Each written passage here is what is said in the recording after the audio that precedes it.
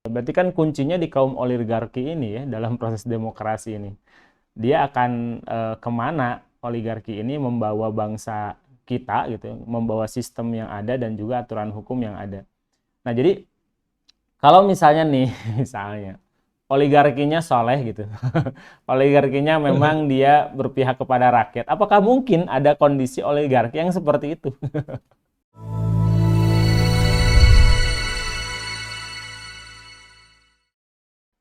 Assalamualaikum warahmatullahi wabarakatuh, pemirsa channel Dialog Transformasi.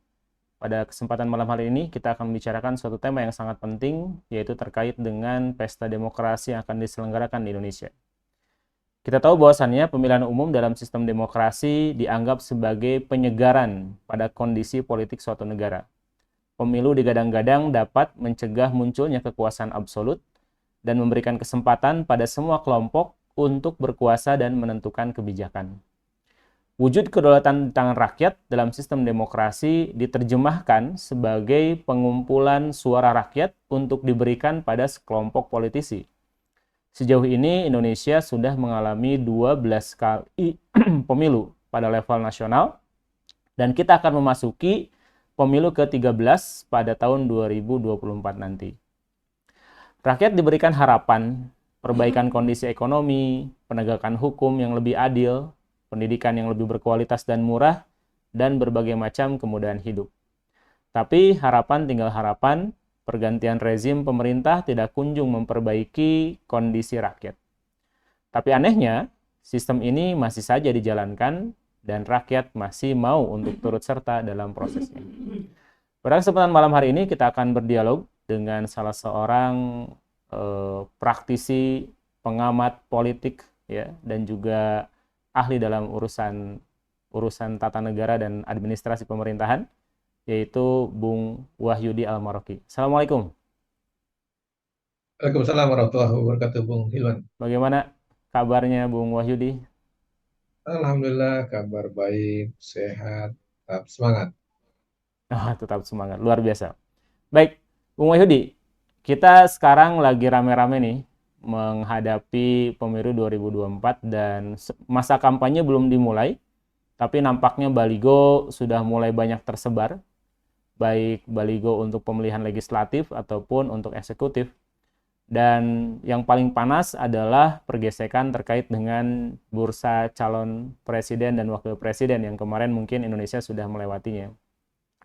Nah, akan tapi opini yang berkembang sebelumnya adalah ada yang disebut dengan demokrasi ini malah mengarah kepada oligarki. Ya. Mungkin bisa dijelaskan terlebih dahulu kenapa sih ya dalam sistem demokrasi yang sudah kita jalankan selama berpuluh-puluh tahun ini malah berujung kepada munculnya sekelompok orang yang disebut dengan oligarki. Silakan, Bung Wahyudi. Iya, jadi kalau kita berbicara demokrasi, kenapa ada tunggangan oligarki? Sebenarnya itu suatu keniscayaan dalam suatu sistem demokrasi ada oligarki itu. Memang ini sebenarnya diharapkan dulu demokrasi itu antitesa dari autokrasi, di mana sistem autokrasi itu hanya orang tertentu yang bisa berkuasa, kemudian dia jadilah sumber utama kekuasaan maupun pembuat hukum maupun pembuat kebijakan. Jadi dia yang membuat hukum, dia yang menjalankan, dia juga yang mengadili kalau ada yang terjadi pelanggaran hukum. Nah, itulah kemudian dikoreksi dengan sistem demokrasi. Diharapkan dengan demokrasi itu rakyat ikut berkuasa, ikut menentukan aturan sehingga tidak ada di satu tangan. Tapi karena rakyat itu tidak mungkin berkumpul semua, kemudian memimpin semua, kemudian membuat semua aturan, tidak mungkin, maka akhirnya dibuatlah sistem perwakilan, di mana rakyat memilih wakil-wakilnya untuk diutus menjadi legislator maupun akhirnya juga ada yang di eksekutif gitu. Untuk apa? Untuk membuat hukum, menjalankan hukum dan memutuskannya. Nah, itu yang terjadi. Tetapi dalam konteks proses pesta demokrasi itu sendiri itu memerlukan biaya yang tidak sedikit. biaya yang bahkan mungkin kalau saya bilang super mahal, tidak sekedar mahal, tapi super mahal. Nah, dengan biaya yang sangat mahal itu tidak mungkin ditanggung oleh satu orang. Nah, biasanya yang menanggung itulah yang tadi saya kategorikan tuh orang yang punya kelebihan uang atau para investor politik, yang kemudian para investor politik ini tentu punya kepentingan-kepentingan politik baik dalam konteks ekonomi maupun kepentingan politiknya. Nah, itulah yang kemudian akhirnya lahirlah istilah kelompok oligarki itu, di Oligarki. mana kelompok oligarki itu didominasi oleh segelintir orang yang memiliki kekuasaan dalam konteks politik atau segelintir orang yang memiliki kekuatan uang atau pendanaan. Nah, itu dalam konteks oligarki ekonomi. Tapi Oke, dalam konteks perjalanan selanjutnya, oligarki ekonomi maupun oligarki politik itu bisa jadi satu badan gitu, yang akhirnya ujung-ujungnya dalam satu tubuh itulah dia berkuasa dalam konteks kekuasaan politik, dia juga merangkap sebagai oligarki ekonomi. Jadi kalau kita lihat hampir semua pejabat publik kita, hampir semua walaupun mungkin ada beberapa yang tidak, itu merangkap pengusaha yang sebagai posisi kekuatan ekonomi atau investor politiknya sebagai baik. Saya kekuatan potong dulu, Bung usahanya. Wahyudi. Mohon maaf nih. Apakah Ya, fenomena munculnya oligarki ini terjadi di semua negara yang menerapkan sistem demokrasi atau hanya beberapa negara saja?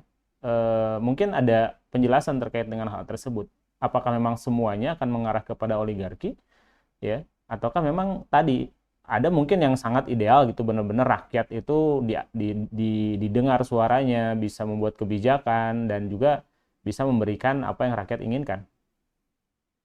ya, jadi kalau kita lihat dalam sistem demokrasi, tadi saya sudah sebut itu keniscayaan adanya oligarki itu. Kalau saya bilang nyaris di semua negara-negara pelaksana demokrasi itu pasti dikendalikan oligarki. Nyaris ya, nyaris tidak ada yang tidak seperti itu. Ya, kalau jawabannya apakah hampir semua negara? Ya, hampir semua negara demokrasi pasti melaksanakan seperti itu. Kita contoh lah, misalnya di Amerika sendiri, negara yang menjadi kiblatnya demokrasi, ini juga kita juga saya sering menggunakan istilah kiblat, karena memang aneh kayak kita sebagai umat Islam kan biasanya sebagai Muslim kiblatnya ke Mekah, tapi dalam konteks pemerintahan kita kiblatnya ke Amerika kan gitu kira-kira. Nah, karena apa? Hmm. Menjalankan sistem demokrasi. Dalam konteks Amerika sebagai kiblat demokrasi, faktanya demikian.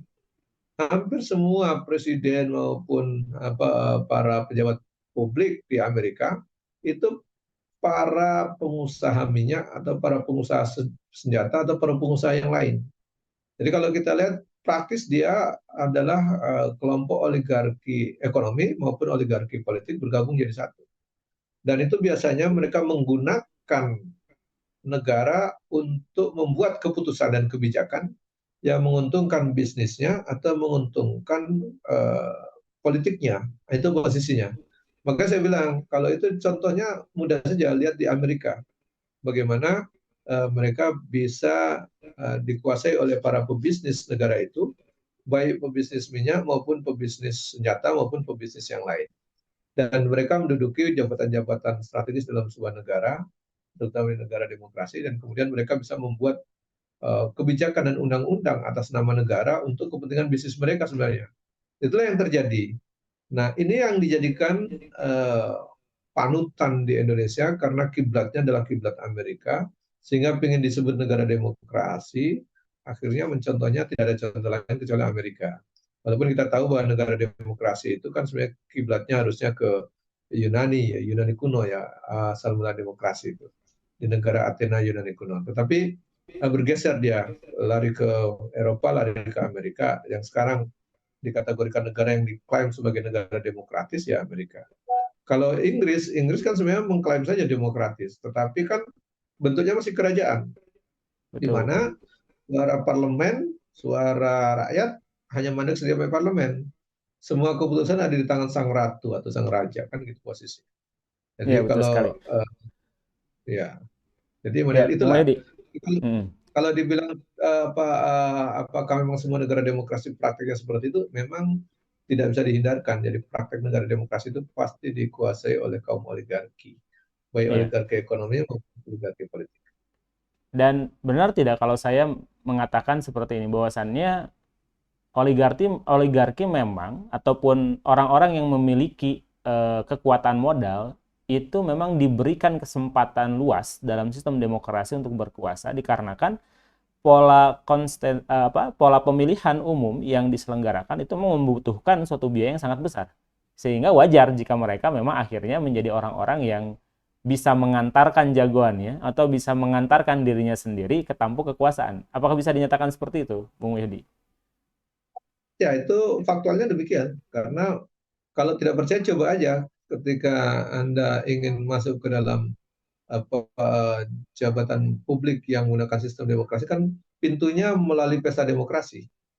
Iya. Jadi pesta demokrasi biayanya jelas tidak murah dan tentu yang bisa mengikutinya hanya orang-orang yang punya uang atau punya modal atau orang yang didanai oleh pihak investor politik untuk maju ke situ. Nah, coba kalau Anda Kang Hilman ini mau maju sebagai gubernur atau misalnya atau sebagai wali kota, itu kan baru langkah untuk mau mendaftar saja, itu kan harus pakai partai itu, istilahnya beli perahu dulu. Kan tidak ada yang gratis itu. Baru beli perahu. Saya kemarin Katanya yang bebas dapat mahar itu. mana ada yang bebas mahar, kalaupun bebas mahar sifatnya utang dulu atau Utang ada dulu. komitmen lain. Ya, Dibayar ya. dia mungkin bebas mahar yang dimaksud begini. Kang Hilman itu sebagai figurnya sangat terkenal, popularitasnya tinggi, elektabilitasnya tinggi. Jadi kalaupun tidak dibiayai sayang, nanti bisa diambil oleh partai lain dan dibiayai oleh partai lain. Nah, itulah kategorinya bahwa memang itu tetap ada yang mensponsori. Jadi Hmm. kalaupun elektabilitasnya tinggi ya tentu pasti dibidik oleh banyak investor politik yang mau menanamkan modalnya di situ atau menanamkan sahamnya di situ. Nah, itu Baik. itu yang terjadi demikian. Makanya saya juga agak menarik ada berita di koran itu ada Kang Didin yang di Jawa Barat itu kan dia mundur gara-gara disuruh membayar mahal 500 juta apa gitu ya. Padahal dia posisi pengurus partai, masa harus membayar lagi katanya. Jadi itu contoh bahwa memang butuh mahar situ posisinya. Kalaupun mungkin tidak perlu mahar di awal, mungkin sifatnya posisi tadi sudah punya investasi duluan atau posisinya bayar belakangan. Ada yang membayarkan. Nah, ini yang menurut saya kenapa demokrasi itu menjadi ajang untuk tumbuh suburnya kaum oligarki dan bagi orang yang tidak punya akses kekuasaan maupun akses keuangan atau modal, ya tentu tidak bisa ikut-ikutan dalam pertarungan di pesta demokrasi atau dalam konteks ini ikut-ikutan menyalonkan diri lah ataupun bertarung di situ. Baik, Begitu sudah Kang sangat jelas Hilman. nampaknya nih untuk masalah demokrasi dan oligarki ini. Saya menukik ke arah pemilu nih. Kita tahu bahwasannya dalam proses pemilu, biasanya kalau calon yang mereka mencalonkan untuk jadi anggota legislatif ataupun eksekutif, jika dia adalah incumbent, maka dia akan menonjolkan prestasi. Tapi kalau misalnya yang belum menjabat sebelumnya, maka dia akan mengungkapkan berbagai macam janji kepada masyarakat. Nah, kalau kita lihat sebenarnya ya dari hasil pengamatan Bung Wahidi sendiri terkait dengan peristiwa pemilu yang sudah berlangsung di Indonesia berpuluh-puluh tahun dan sampai tadi dinyatakan hampir 12 kali, sebenarnya apakah fakta atau mitos bahwasannya pemilu ini bisa menghasilkan suatu perubahan yang diharapkan oleh rakyat tentunya? Fakta atau mitos nih? Iya, kalau perubahan tergantung perspektif apa dalam konteks pemahaman tentang perubahan. Kalau perubahan hanya mengganti orang, bisa terjadi ganti Betul. pemain bahasa saya. Misalnya seorang eh, presiden sudah 2 kali, dia harus diganti menjadi orang lain. Itu bisa. Tetapi Hmm. kalau diharapkan perubahan yang sesungguhnya, perubahan kebijakan, perubahan sistemik yang lebih gradual, tentu hanya mitos karena yang berganti adalah pemain. Nah, pemain itu pun, mohon maaf, itu biasanya sudah disetting dari jauh oleh kaum oligarki tadi. Maka saya bilang siapapun calon baru itu sebenarnya tidak melakukan perubahan. Dia hanya melanjutkan program-program atau keinginan-keinginan kaum oligarki. Makanya saya selalu bilang ABO itu anak buah oligarki semua. Jadi ya kalau kalau dia mencalonkan diri sebagai kepala daerah misalnya, ya tentu dia akan dipilih itu siapa yang paling loyal, siapa yang paling potensial untuk bisa diajak bekerja sama oleh dengan para oligarki, baik oligarki pusat maupun daerah, tentu dia akan didukung baik pendanaan maupun keberhasilan suaranya. Tapi bagi yang tidak bisa diajak kerjasama tentu akan upaya dijegal ataupun dihentikan.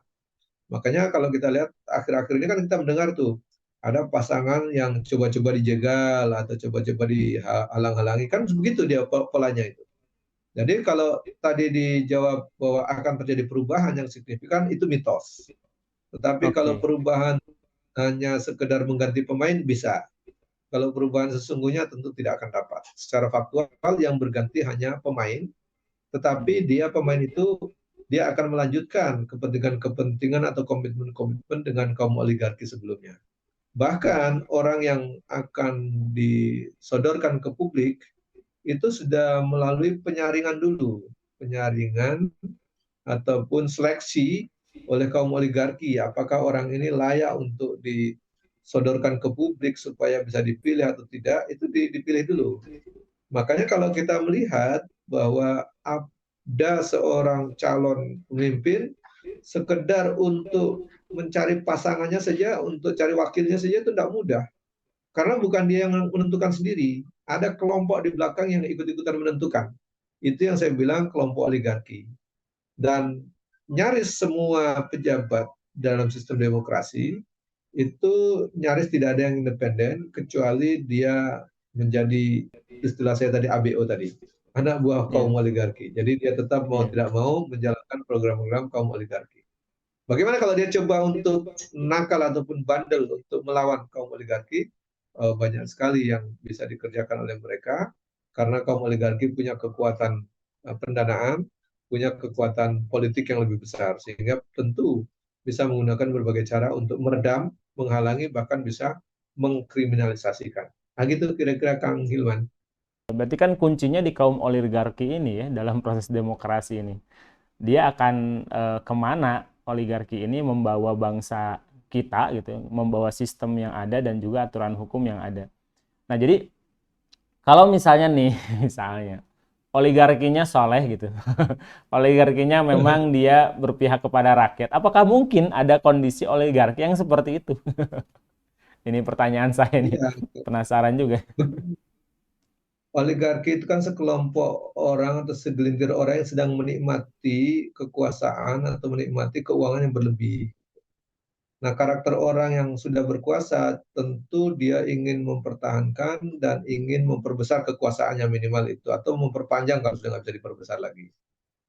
Nah, kaum oligarki politik begitu. Kalau oligarki ekonomi, dia punya prinsip dalam ekonomi kapitalis itu bahwa kalau bisa mengorbankan sekecil-kecilnya dan menghasilkan sebesar-besarnya, kenapa tidak dilakukan? Jadi kalau di prinsip dia ya kalau bisa mengorbankan uang modal sekecil-kecilnya, tapi keuntungannya besar-besarnya. Dari dua prinsip tadi muncullah karakter oligarki itu bahwa dia pasti tamak dalam konteks harta dan juga dia akan bahasanya tamak dalam konteks kekuasaan. Bahkan dia ingin Mungkin mereka mempertahankannya. akan berpihak kepada rakyat banyak ya. Jadi hanya berpihak mungkin ya sangat besar kemungkinan mereka berpihak hanya untuk kepentingan kelompok mereka saja atau kepada bisnis mereka saja gitu ya. Ya kalaupun begini Kang Iman, kalaulah ada kebijakan mereka atau keputusan mereka, kok tiba-tiba itu nampaknya eh, menguntungkan rakyat. Itu menurut saya kebetulan saja. Kebetulan Hmm. saja kepentingan mereka kok sama dengan kepentingan rakyat. Itu kira-kira begitu. Kalau ada kepentingan yang bertentangan antara kepentingan oligarki dengan kepentingan rakyat, tentu yang didahulukan adalah kepentingan kaum oligarki. Karena mereka tentu tadi tidak mau merugi, bukan merugi saja, tidak mau untung kecil lah kalau menurut saya. Jadi kalau bahasa prinsipnya kalau bisa mendapatkan yang besar, kenapa harus dapat yang kecil? Itulah kan prinsip mereka. Nah itulah kaum oligarki. Jadi Saya tentu kalau bisa menjabat kekuasaan yang lebih tinggi, ngapain cuma ngambil kekuasaan yang lebih rendah? Misalnya ibaratnya gini, Kalau dia potensial untuk jadi bupati, kenapa harus jadi seorang camat saja gitu? Atau kalau dia potensial untuk bisa jadi gubernur, ngapain hanya mencalonkan diri hanya sebatas jadi wali kota? Kira-kira begitulah. Jadi mereka tentu ingin mengambil yang sebesar-besaran benefit dari peristiwa politik maupun peristiwa demokrasi yang terjadi. Itu Kang Berarti Hilman. kalau tadi saya ambil nih ciri-ciri oligarki itu, pertama dia adalah sedikit orang yang mempunyai kelimpahan dari sisi ekonomi, menikmati pula limpahan uang dari sistem yang ada saat ini, dan dia pun bisa menentukan siapa yang naik dan sistem apa yang akan nanti diterapkan. Ataukah memang ada ciri-ciri spesifiknya sehingga kita nih masyarakat nih bisa menentukan nih, oh ini oligarkinya nih gitu nih. Ya, ya oligarki jelasnya begitu bahwa paling jelas bahwa dia adalah segelintir orang, ya. Segelintir artinya nggak banyak. Dia menguasai apa sumber-sumber ekonomi tentu, dan dia punya banyak harta atau punya pendanaan yang besar. Tentu kedua itu dalam konteks oligarki ekonomi. Yang kedua, kelompok oligarki politik ya tentu dia punya kekuasaan Hmm, atau kewenangan yang besar, baik level daerah maupun level nasional, atau bahkan mungkin level dunia. Jadi kalau dia punya kekuasaan besar, maka cenderung dia jadi oligarki politik yang kemudian di dalam sistem demokrasi modern ini biasanya oligarki politik dan oligarki ekonomi menyatu dalam satu tubuh karena memang mereka sudah lama untuk bisa menyatukan kekuatan dua kekuatan itu dalam satu kursi atau satu tubuh.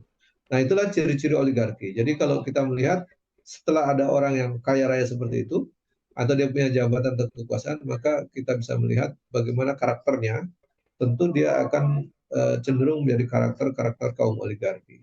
Ya tentu iya. dia tidak akan apa tidak akan menjadi rakyat proletar yang jadi Robin Hood misalnya, yang kerjanya bagi-bagi duit saja, tidak pernah mikirin keuntungan. Mungkin dalam proses pesta demokrasi ada bagi-bagi duit, bagi-bagi sembako, bagi-bagi bantuan. Tapi itu ada motif di belakangnya, yaitu hanya untuk meraih simpati, meraih suara. Setelah itu dia giliran menariknya dari rakyat, baik dengan dalam bentuk pungutan maupun dalam bentuk pajak. Nah, itu dia hisap betul. Setelah itu, setelah dia bagi-bagi mungkin hanya dalam kampanye dia hanya bagi-bagi sembako, setelah itu dalam masa kekuasaannya dia akan menarik kembali bagian itu, bahkan berlebih kali lipatnya, karena dia akan mengeluarkan kebijakan untuk menaikkan pajak atau menambah pungutan-pungutan yang lain untuk kepentingan kekuasaan mereka, atau bahkan membuat izin-izin baru yang menguntungkan kepentingan kaum oligarki. Begitu Kang Oke, Ilman. siap. Ya, saya sering dengar itu. Jadi ada istilah kingmaker. Ya, si ini sebagai kingmakernya ini. Nah, kayaknya itu tuh yang jadi kita bisa kasih stempel oligarkinya begitu ya. Baik. Eh, Selanjutnya nih, kita kan sekarang nih disuguhkan dengan seakan-akan masyarakat tuh kan oke lah nggak ada pilihan lain. Kita mau berubah bagaimana kalau nggak pakai demokrasi yang ada sekarang. Jadi kita cari saja kandidat atau calon yang ada saat ini. Oke lah kita nyatakan itu buruk semua, cuma kita cari yang terbaik dari yang terburuk gitu ya. Baik apakah itu untuk eksekutif ataukah untuk legislatif. Dan kita tahu pun bahwasannya seluruh kalau misalnya ngelihat capresnya bagus tapi cawapresnya gimana gitu kan. Nah, jadi seakan-akan tadi ya rakyat itu disuguhkan dengan pilihan-pilihan terburuk tapi dari sisi masyarakat sendiri melihat ya mau tidak mau ya saya harus terlibat dalam sistem seperti ini dan saya harus memberikan suara. Akhirnya ya jangan golput, manfaatkan suara yang kira-kira pilihlah yang paling dekat-dekat dengan kepentingan eh, masyarakat ya. Kalau misalnya dengan kepentingan agama tertentu, misalnya kepentingan kaum muslimin Islam ya di yang paling dekat dengan kelompok Islam dan sebagainya. Nah, sebenarnya kalau menurut hasil analisa dari Bung Wahidi sendiri, dari capres yang ada ataupun dari partai-partai yang ada sekarang ikut konsultasi ini gitu kan, ada tidak sebenarnya yang membawa visi perubahan yang mendasar untuk kebaikan Indonesia ini sendiri ke depannya gitu. Ada tidak? Ya kalau kita lihat kan dalam sistem demokrasi memang tidak dikehendaki ada perubahan yang signifikan. Hmm. Justru yang diharapkan adalah kelanjutan. Jadi mereka tentu kaum oligarki merancang proyek sudah berpuluh tahun ke depan kan. Makanya Iya, kalau kita bisa melihat kan mereka punya rencana-rencana misalnya mau bangun ibu kota, membangun apa gitu kan sudah iya betul. melampaui dari batas waktu kekuasaan mereka. Tetapi kan dia rencanakan dengan tujuan apa? Supaya nanti ada yang melanjutkan. Yang melanjutkan untuk orang-orang mereka. Minimal begitu. Jadi kalau ada orang lain yang baru yang tidak mau melanjutkan, tentu tidak akan dikasih ruang atau minimal tidak dikasih kesempatan untuk bisa berkompetisi atau bertarung. Nah, dengan dasar seperti itu, maka kalau kita melihat bahwa akankah ada perubahan yang signifikan, saya pikir tidak akan terjadi. Justru kalau mau terjadi perubahan signifikan itu, ya tentu harus keluar dulu dari dalam sistem yang dikuasai oligarki ini. Jadi misalnya begini, jadi kalau oligarki ini sudah men-setting bahwa orang yang uh, boleh dipilih oleh publik hanya A, B, C, hanya tiga misalnya, maka itu pilih manapun A, B, C sama bagi kaum oligarki. Sama posisinya akan menjaga kepentingan mereka. Walaupun Hmm. mungkin kepentingan mereka terakomodir ada yang 80%, ada yang 70%, ada yang 60% misalnya. Tapi udah kepentingan mereka. Sisanya kecilnya buat apa? Itu ruang untuk rakyat. Kepentingan rakyat itu mungkin dikasih ya mungkin 10%, 20%, sisanya itu.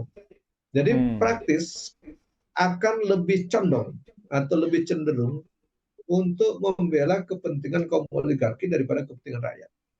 Kalau ada kebijakan yang harus dikeluarkan dan itu kebijakan itu bertentangan dengan kepentingan oligarki dan walaupun kebijakan itu demi rakyat maka dia akan ya ditunda atau bahkan mungkin dihentikan, ditiadakan. Tapi sebaliknya kalau ada suatu kebijakan yang diperlukan, entah itu perizinan, entah itu yang lainnya, dan itu menguntungkan demi kepentingan kaum oligarki, walaupun mungkin merugikan rakyat, tetap mereka akan mengedepankan kepentingan. Mengeksekusi program. Baik, Bung Wahyudi, terkait dengan eh, kontestan yang sekarang akan menjalankan pemilu, ya, apakah ada dari kontestan tersebut, apakah di eksekutif ataupun legislatif yang memungkinkan munculnya perubahan yang diharapkan oleh masyarakat? Iya, kalau kita lihat calon-calon yang muncul, maupun di legislatif maupun di eksekutif, ya sebenarnya bukan orang-orang baru, wajah-wajah lama yang muncul itu. Dan apa, tentu kita melihat bahwa track recordnya mungkin agak sulit diharapkan. Karena kalau kita lihat misalnya dalam konteks di pilpres lah misalnya ya, kan yang muncul orang-orang lama itu. Ya kita tahu Iya lah betul. orang-orang lama dan sebenarnya bukan hanya lama dalam konteks apa stok kader partai, tapi kan kalau kita lihat dari konteks sepak terjangnya di dunia politik dan sebenarnya ya kalau boleh dibilang nyari yang bersih amat ya tidak ada gitu. Pasti punya sangkutan-sangkutan punya celah-celah yang mungkin dari segi integritas dipersoalkan gitu. Ada yang dipersoalkan masalah EKTP, ada dipersoalkan masalah food estate, ada persoalan pelanggaran HAM dan seterusnya lah ya. Ada istilah kardus durian dan Kardus seterusnya durian. gitu ya. Ya, jadi praktis kalau kita buka track recordnya itu praktis tidak ada yang bisa kita harapkan apa bisa lantang, bisa tegar dan bisa apa bersih-bersih amat gitu kira-kira. Jadi semua punya punya track record yang ada catatannya gitu. Dan itu tentu membuat seseorang tidak bisa independen dalam membuat pernyataan maupun membuat kebijakan. Nah, ini yang menurut saya adakah yang bisa kita harapkan dari para calon-calon tersebut? Ya mungkin kalau sekedar mengharapkan pemain baru bisa, tapi kalau mengharapkan ada perubahan yang signifikan ya tentu tidak bisa kita harapkan. Karena faktanya memang demikian gitu. Jadi praktis tidak ada orang kandidat baru yang memang kita bisa harapkan ini orang yang akan melakukan perubahan total. Itu mungkin tidak ada. Ya mungkin perubahan sedikit-sedikit ataupun perubahan yang sifatnya personal atau perubahan yang sifatnya tidak apa ideal ya mungkin masih bisa dilakukan.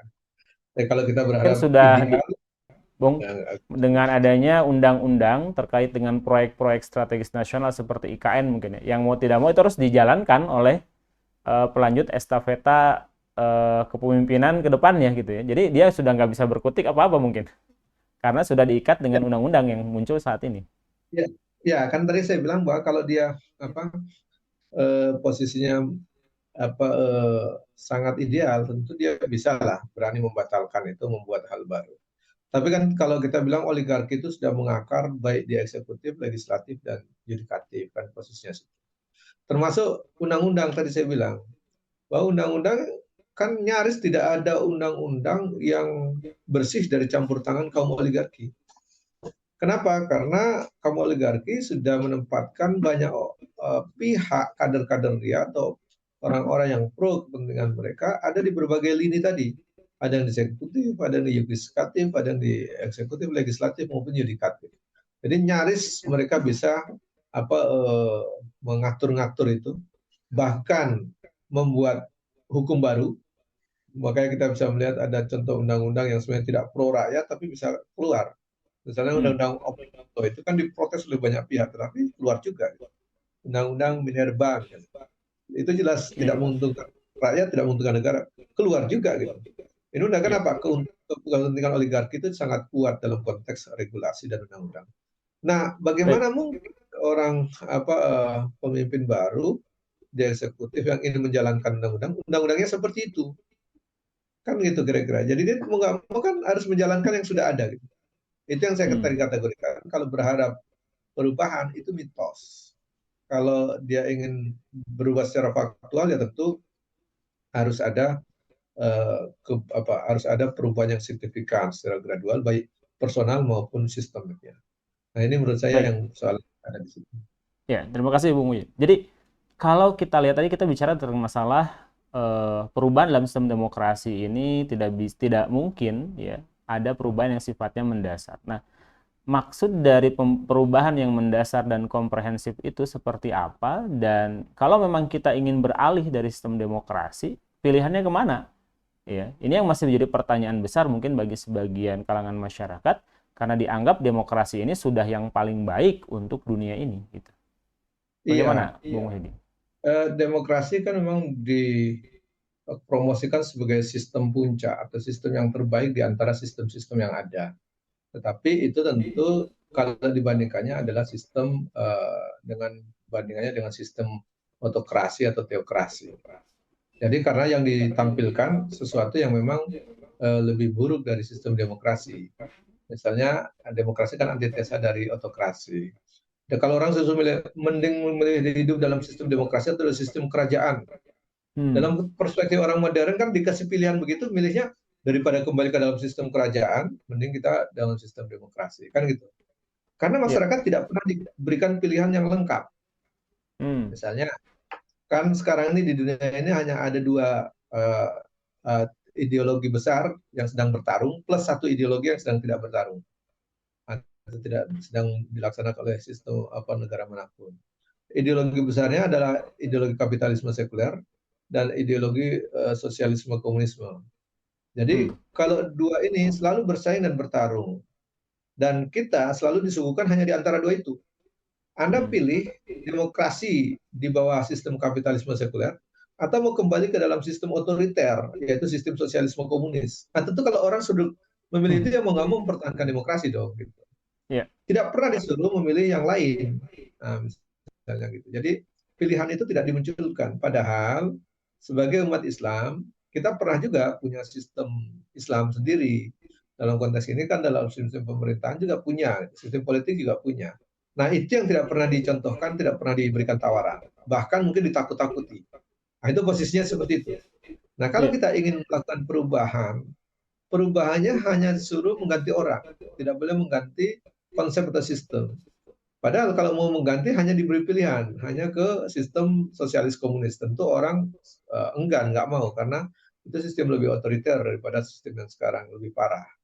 Nah, tetapi kalau kita mencoba untuk membuka lebih jauh, coba kalau dibandingkan lagi ada sistem Islam misalnya. Ya. Kalau pilihannya kalau tidak sekularisme kapitalis, atau sosialisme komunis, atau Islam, kan gitu. Hmm. Nah kalau ada pilihan itu kan orang dibandingkan nanti. mana yang lebih baik, sistem pemerintahan Islam atau sistem demokrasi atau sistem otoriter. Nah, tentu orang akan membanding-bandingkan itu. Tetapi dalam konteks sekarang, orang itu tidak mau membuka itu lebih jauh. Dialognya tidak mau dibuka lebih jauh dan tidak diperkenalkan. Makanya yang Bung paling Muhyiddin. penting adalah mereka coba untuk mengkriminalisasi ajaran. Sehingga kalau kita bilang, kita tawarkan, bagaimana dengan sistem Islam? Sistem pemerintahnya ada nggak? Atau sistem politiknya ada nggak? Sebenarnya ada. Tapi mereka langsung mengklaim bahwa itu berbahaya. Nah, gitu kira-kira. Oh, Nah, sehingga kalau kita bicara sistem politik Islam, wah tidak boleh. Kalau kita bicara sistem pemerintahan Islam, oh itu sistem khilafah itu bahaya misalnya. Jadi oh. padahal itu adalah antitesa dari sistem yang ada sekarang. Jadi kalau kita ingin melakukan perubahan di antara tiga sistem perubahan di dunia, kita sebenarnya punya satu alternatif lain, yaitu sistem kalau dalam sistem pemerintahan sistem khilafah, sistem politik Islam, sistem ekonomi Islam. Islam itu punya konsep-konsep itu. Hanya memang Oke, ditakut-takuti Bung Muhyiddin. dipersoalkan. Tadi dari kita seakan-akan oligarki itu menjadi monster dalam sistem demokrasi. Apakah oligarki pun bisa muncul dalam sistem Islam yang disebut sebagai khilafah tadi? Ya, kalau oligarki kan segelintir orang ya, ingin menguasai dan menunggangi negara. Kenapa mereka bisa menunggangi? Karena mereka bisa membuat aturan dan mengubah-ubah. Nah, dalam sistem Islam atau sistem khilafah, manusia tidak diberi ruang untuk membuat aturan atau membuat hukum sendiri. Karena hukum sudah Hmm. dibuat oleh Allah Subhanahu wa taala, manusia hanya boleh mengadopsi menerapkannya. Termasuk pemerintah, dia harus tunduk dan patuh kepada sistem hukum Islam. Nah, itulah yang membedakan. Sehingga kalau dibilang akan terjadi oligarki, kecil kemungkinan yang terjadi. Baik. Selain dalam sistem itu, sistem hukumnya tidak diberi ruang untuk membuat aturan sendiri, juga dalam sistem Islam itu sistem kontrol masyarakatnya cukup bagus, cukup ketat. Kenapa? Hampir semua orang Islam wajib tahu hukum Islam. Hmm. Nah, kalau kita kan sekarang misalnya hampir semua orang Indonesia hafal nggak hukum hukum KUHP Hukum kita Indonesia. belajar? Ada. Nah, Kan lawyer pun nggak hafal. ya, ya. Menterinya pun kalau dites nggak akan hafal itu. Tapi umat Islam bisa hafal Al-Quran, bisa hafal ribuan hadis. Sehingga kalau ada kekeliruan, itu bisa langsung mengoreksi. Nah, itu yang tidak terjadi dalam sistem sosialisme sosialisme komunis maupun sistem kapitalis sekuler. Baik. Karena orang nggak Bung Yudi, mungkin terakhir nih. menghafal itu. Saya ingin bagaimana cara transformasi masyarakat ya, dari sistem demokrasi yang existing sekarang menuju sistem Islam yang luar biasa tadi disebutkan bahwasannya bisa menghapuskan keberadaan oligarki. Nah, transformasinya seperti apa nih? Ya, Tahapan tentu perubahannya dan sebagainya seperti apa? ya tentu kalau melakukan perubahan secara evolusi dan gradual memang mengguncang masyarakat. Tapi kalau ingin melakukan perubahan, kita kan sudah ada contohnya. Dalam Islam itu ada orang yang satu-satunya layak dicontoh, bahkan diperintahkan oleh Allah untuk mencontoh adalah Rasulullah Muhammad SAW. Jadi kita semestinya umat Islam kalau melakukan perubahan, menjadikan Rasul itu sebagai salah satu contohnya. Bagaimana melakukan perubahan. Nah, masyarakat harus diberikan penjelasan. Untuk melakukan perubahan, kita harus tahu arahnya. Arahnya kemana? Mau ke sosialisme komunis atau mau tetap kapitalisme sekuler? Kalau mau ke arah Islam, tentu arahnya harus jelas ke arah Islam. Caranya bagaimana? Caranya tentu tidak boleh menghalalkan segala cara. Nah, cara yang dibolehkan adalah cara-cara yang tidak menghalalkan segala cara, itu cara-cara yang diridhoi oleh Islam. Dan contohnya bagaimana? Contoh terbaik adalah Rasulullah Muhammad SAW. Bagaimana Rasul cara mengubah masyarakat? Pertama memang ada penjelasan berdakwah ke masyarakat. Nah, itu yang dilakukan oleh Rasul. Kemudian muncullah kader-kader yang berkualitas baik, yang itu akhirnya bergerak mendakwahi juga masyarakat untuk menyadarkan masyarakat, yang Hmm. dengan kesadaran masyarakat itu akhirnya masyarakat bisa membedakan mana Ya. sistem yang baik, mana sistem yang buruk, mana sistem yang barokah yang bisa mengantarkan sampai keselamatan di akhirat, atau hanya bisa membuat sejahtera di dunia. Nah, itulah nanti akan masyarakat bisa memahami itu. Dan kalau sudah paham, tentu dia akan melakukan perubahan. Perubahan ke arah mana? Perubahan ke arah yang dia pahami. Jadi dengan itu contohnya siapa? Contohnya adalah Rasulullah. Sehingga kalau kalau melakukan Hmm. perubahan, lengkapnya demikian. Pahami dulu arahnya, kemudian pahami dulu cara dan metodenya, lalu contoh siapa yang pernah melakukan itu. Saya pikir kalau tahapan-tahapan metode dakwah Rasulullah dilakukan, saya pikir untuk melakukan perubahan masyarakat dari masyarakat yang demokrasi sekuler dengan sistem kapitalisme itu bisa dengan berubah dengan cepat dan juga dengan baik kalau masyarakatnya paham meninggalkan sistem sekuler itu, kemudian menerima sistem Islam dan hukum-hukumnya, kemudian mendakwahkannya dengan secara luas sehingga masyarakat menerimanya dan kemudian ingin menegakkan bersama-sama. Saya pikir inilah yang dicontohkan oleh Rasulullah Muhammad SAW. Iya. Itu Baik, saya lihat tujuannya. memang lebih ke arah perubahan mindset tengah-tengah masyarakat, pemahaman masyarakat terkait dengan sistem yang rusak saat ini harus dimunculkan dan diberikan alternatif sistem pengganti yang memang terbaik. Dan kita tentu harus merujuk kepada sistem yang dicontohkan oleh Rasulullah dan sistem yang dilanjutkan oleh para sahabat, yaitu para khulafaur rasyidin. Luar biasa sekali dialog kita pada malam hari ini. Memang eh, mungkin ada di penghujung dialog kita ada kesimpulan yang bisa atau closing statement yang bisa diberikan oleh Bung Wahyudi sendiri terkait dengan demokrasi, pemilu, dan arah perubahan yang seharusnya dibawa oleh umat Islam ini. Ya, saya pikir umat Islam sudah menjalani eh, berkali-kali mencoba melakukan perubahan dengan mekanisme pesta demokrasi. Dan kita sudah ke 12 mau ke 13 itu. Tetapi Hmm. ujungnya rakyat juga tidak tambah sejahtera, tapi tambah tidak sejahtera. Utang negara makin banyak, korupsi di negeri ini juga tidak berkurang, bahkan makin bertambah masif. Kalau dulu korupsi itu di bawah meja, sekarang di atas meja, bahkan di meja-meja yang dikorupkan, kira-kira begitu. Nah, jadi itu tidak menyelesaikan masalah. Oleh karenanya, pilihannya mau mempertahankan sistem yang seperti ini atau melakukan perubahan. Kalau perubahan, apakah ke arah sosialisme komunisme atau ke arah autokrasi, atau kita geser ke arah mencoba menawarkan Islam. Sebagai seorang Muslim, kita coba tawarkan Islam yang pernah dicontohkan oleh Rasulullah Muhammad SAW. Oleh karena sebagai Muslim tentu wajar kalau kita menawarkan uh, solusi Islam ataupun perubahan ke arah Islam. Kalau yang tidak wajar itu kalau seorang Muslim menawarkan ke arah perubahan sosialisme komunis. Nah, itu tidak wajar itu. Nah, kalau orang komunis, wajarlah dia menawarkan sistem komunis. Betul. Orang kapitalis wajar juga menawarkan sistem kapitalis. Tapi kalau ada orang Muslim tidak menawarkan sistem Islam, tapi menawarkan sistem kapitalis, itu ketidakwajaran. Sama juga orang Islam sebagai Muslim, dia menawarkan sistem sosialisme komunisme. Itu tidak wajar. Maka jadilah Baik. orang yang wajar, normal gitu ya. Jangan jadi orang abnormal. Sebagai Muslim, tawarkanlah sistem dan solusi Islam. Saya pikir itu, Bung Hilman. Baik, terima kasih Bung Wahyudi atas dialog kita pada malam hari ini. Luar biasa sekali kita diberikan pencerahan terkait dengan kondisi yang ada sekarang. Dan kita bisa mengambil pelajaran dari semua peristiwa, pemilu, demokrasi, pesta, dan lain sebagainya yang terus terjadi di negeri kita ternyata tidak sampai kepada perubahan yang diharapkan. Dan juga efeknya adalah kesejahteraan yang diinginkan tidak tercapai, keadilan pun jauh panggang daripada api, dan juga hal-hal penting lainnya yang terkait dengan kehidupan kita ini pun nampaknya semakin mengalami degradasi. Maka sudah selayaknya kita sebagai umat Islam yang sebenarnya memiliki konsep yang ideal yang telah dicontohkan oleh Rasulullah dan para sahabatnya, kita harus merujuk kembali ke arah sana dan kita wujudkan kembali kehidupan yang penuh dengan keberkahan, dengan penerapan syariat Islam secara kafah, secara sempurna, dan tentu ini memerlukan suatu proses perubahan di tengah-tengah masyarakat. Utamanya adalah proses perubahan cara berpikir kita yang tadinya kita berpikir menjauhkan agama dari kehidupan, menjauhkan syariat dari urusan politik, maka kita harus mulai membawa syariat ini ke semua ranah dalam kehidupan kita. Maka ini merupakan kewajiban kita seluruh kaum muslimin untuk mewujudkan perubahan terlepas dari semua pesta-pesta yang diinginkan oleh para oligarki tersebut. Baik pemirsa, sekian dialog kita pada malam hari ini. Kita akan berjumpa kembali pada dialog-dialog selanjutnya dan tentu dengan tema perubahan. Sekian dari saya. Assalamualaikum warahmatullahi wabarakatuh.